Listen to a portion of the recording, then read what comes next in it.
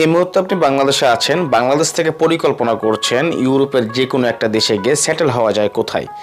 এ ধরনের প্রশ্ন আমাদেরকে প্রতিনিয়ত করেন। ভাইয়া আমি বাংলাদেশে আছি, আমার বয়স 30+ বা 40 হয়ে গেছে বা 50 হয়ে গেছে, এখন আমি এখান থেকে চলে যেতে চাই, ভালো একটা দেশে সেটেল হইতে চাই। দেখেন, আপনাদের জন্য কোনো দেশে সেটেল হওয়ার সুযোগ নাই, কারণ হচ্ছে আপনি চাচ্ছেন সেটেল হওয়ার জন্য, কিন্তু ওভাবে আপনি সেটেল হইতে পারবেন না।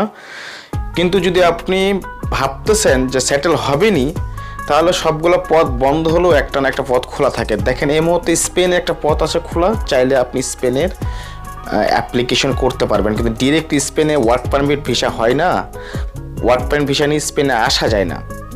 এখন বিকল্প পথ কি? বিজনেস ভিসা নিয়ে যদি আপনি কোনো কারণে কোনোভাবে সুইডেনে, পোল্যান্ডে এবং হচ্ছে আপনার নেদারল্যান্ডস আসতে পারেন। বিজনেস ভিসা সবাই করতে পারে না, এখানকার ডকুমেন্টসের ব্যাপার আছে, আপনার সুইডেনের ডকুমেন্টসের দরকার আছে, অথবা যদি আপনি পোল্যান্ড আসেন পোল্যান্ডের ডকুমেন্টসের ব্যাপার আছে। যদি আপনি নেদারল্যান্ডসে আসেন তাহলে নেদারল্যান্ডসের ডকুমেন্টসের ব্যাপার আছে।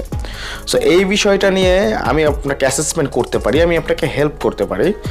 যদি আপনি কোনো দেশ থেকে ঘুরে আসছেন, অর্থাৎ আপনি একজন প্রবাসী ছিলেন আগে, এখন বাংলাদেশে আসছেন, জীবনযাপন করতে ইচ্ছা করতেছে না, ব্যবসা বাণিজ্য করছেন, লস করেছেন, এরকম অনেক ফোন আসে প্রতিদিনই যে ভাইয়া আমি ব্যবসা করাতে লস খেয়েছি, দেশের অবস্থা ভালো লাগছে না, কোনো দিক দিয়ে পছন্দ হইতেছে না, এখন চাচ্তেছি যে কষ্ট করে হলেও ইউরোপে একটা ভালো দেশে গিয়ে নিজেকে প্রতিষ্ঠিত করা বা সেটেল হইতে চাই।